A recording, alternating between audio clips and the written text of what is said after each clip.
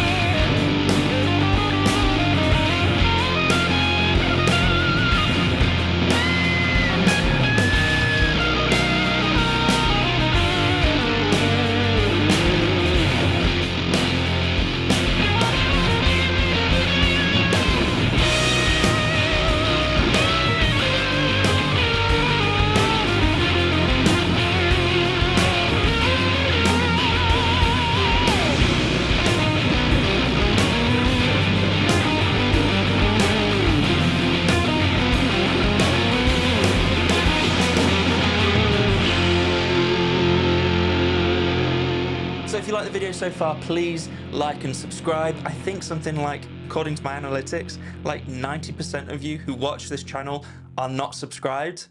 Please subscribe, it really helps me out more than you'd expect. Okay, so first things first, this is not only a Life is Unfair audio pedal, but it is a collaboration with the guitar player from Boston Manor, the band. I love collaborations like that, you know, small pedal builders with up-and-coming bands creating signature sounds. I think that's awesome. The Bad Machine is basically an upper octave style fuzz that can get really, really aggressive and brutal. At the center of the pedal, we have this 5-way clicky rotary switch. I'm also a sucker for clicky rotary switches. Really cool. So it's kind of the center of the pedal, the heart of the pedal. Everything works around this. Basically, it routes the signal through different filter networks and clipping stages, drastically changing the sound of the pedal. In position 1 though, it actually bypasses all of that clipping and all of the filters to create this really natural, transparent sounding overdrive, something you would not expect from a pedal that looks like this and has the name Bad Machine. Not many of you will buy this pedal for a transparent overdrive sound, but it does it, and it does it actually really, really nicely and tastefully.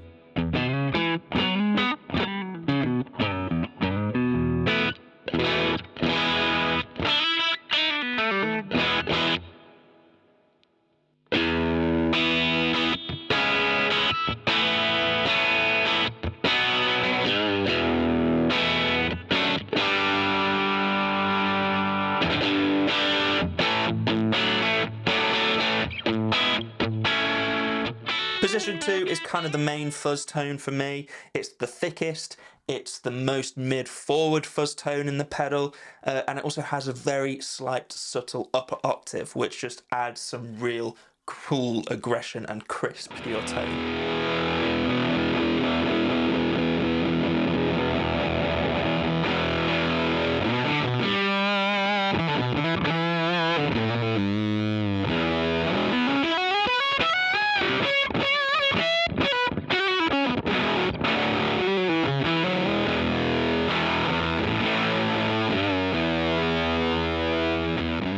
Position 2 is like a mid-scooped version of position 1 and a more prominent upper octave. I think those first 3 modes actually are very similar, if not identical, to the modes found on the original FZ2.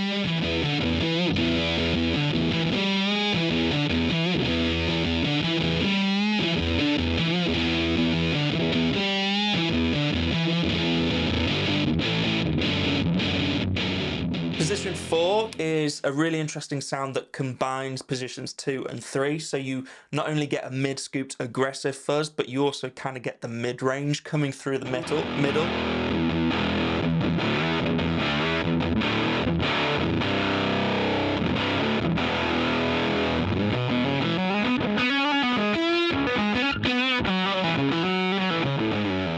And finally, position 5 is a really interesting mode. It's kind of like position 4, but adds some EQ kind of inspired by an MT2 metal zone. So it boosts the low to low end and boosts the lower high end.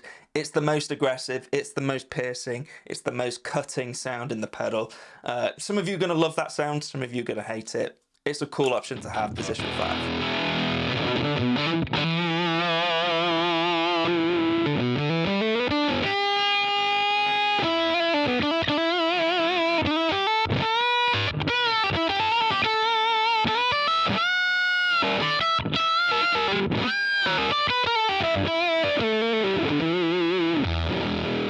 Okay, so the 2-foot switches, obviously we have our bypass switch for the fuzz, but we also have an independent boost circuit, which we can switch before or after the fuzz circuit, meaning we can either slam the front end of a fuzz with a boost or boost the volume afterwards. 5 main controls along the top, the far right being the level for that boost, but then we have a level for the fuzz circuit, active bass and treble controls, which is really cool. This pedal wouldn't work without those active treble and bass controls because it gives you the power to sculpt your tone a bit further, but also tame some higher frequencies.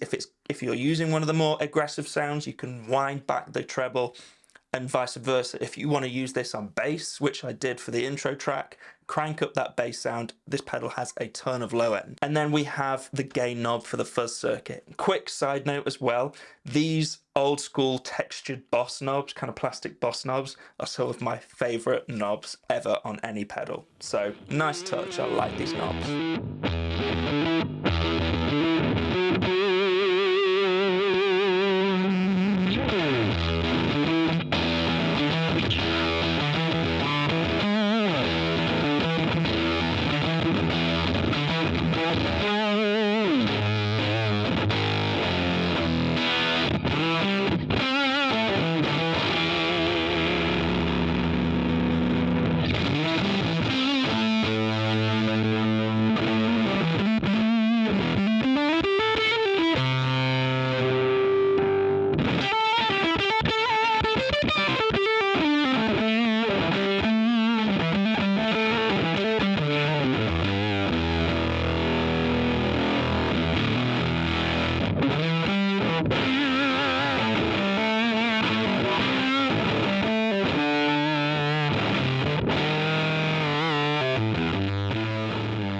Finally, along with the kind of boost position switch, where it switches it between before or after the fuzz, we have 2 other little toggle switches here. The left knob switches what bass frequencies that bass knob is controlling from a lower range to a higher range, still low end, so maybe if you are using lower tunings or a bass guitar, you want to adjust the lower frequencies more, switch it down, really useful. And then the right little toggle switch adjusts how you interact with the treble knob from like a classic shelf type filter.